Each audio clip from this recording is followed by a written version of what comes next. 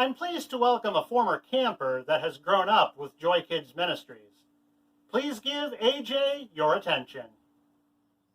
Hey guys, good to see you all again. Just want to talk to you guys about all, even though we may be apart, we can still tell others about Jesus. Did you know that a rocket and a Rubik's Cube are pretty similar? Now, I'm pretty sure all of you are looking at me like I'm nuts, but let me explain.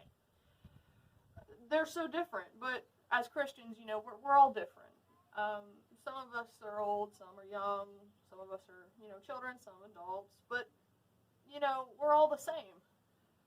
In a basic rocket, there are 4 parts that make up the main part of the rocket. You have the body, or the structure, something called a payload, guidance, and propulsion.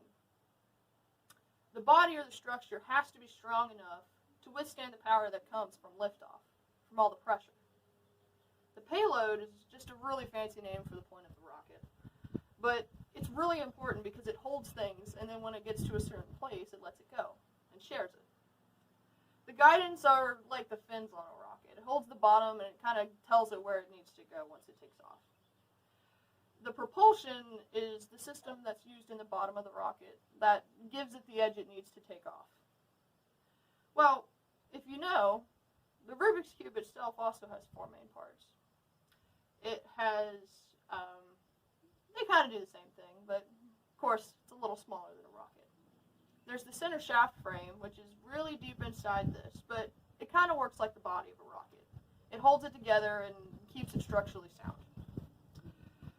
Then there's the center pieces, which tells you exactly where you need to go. It tells you what colors you need.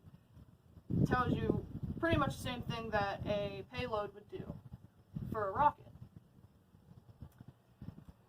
The edge pieces are kind of like your guidance. It tells you where things have to be, because of course in a Rubik's Cube you can only have certain colors on certain sides. You can't start mixing that up or you're just going to be lost. And the corner pieces, which, they're the propulsion. There's what really makes you, it shows you what you need to do. So you're probably now wondering, how can we be like, how is this the same? So a rocket is clearly much larger than a Rubik's Cube. You got this little tiny Rubik's Cube I can hold in my hand, and a rocket's much bigger.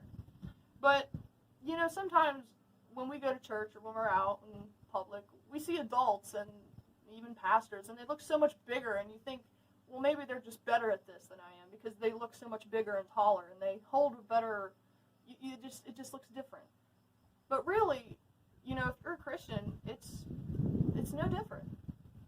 Kind of like this little Rubik's Cube. It may look a lot different than a rocket, but it's really the same. You guys, as young Christians, you guys are like my Rubik's Cubes here. I mean, you're all colorful in your own ways. Sometimes you're quite puzzling to all of us. But, when you get solved, and you have a purpose, and you're just like that rocket. You're doing what God wants you to do. You guys are so colorful, you have so many different colors, and that's what helps you tell your testimony about Jesus to others. But just because you may not look like that rocket, or like you may not be as old as the adults around you, or you may not know as much, you still can do the same thing they do. So even though, we're kind of hanging out inside for now, remember, you can still tell others about Jesus, because you could probably reach a lot more people than sometimes even adults can. Remember, Mark 6:15 says, Jesus said to the followers, and that's us, go everywhere into the world and tell the good news to everyone. So remember, be a Rubik's Cube for Jesus and launch into the world.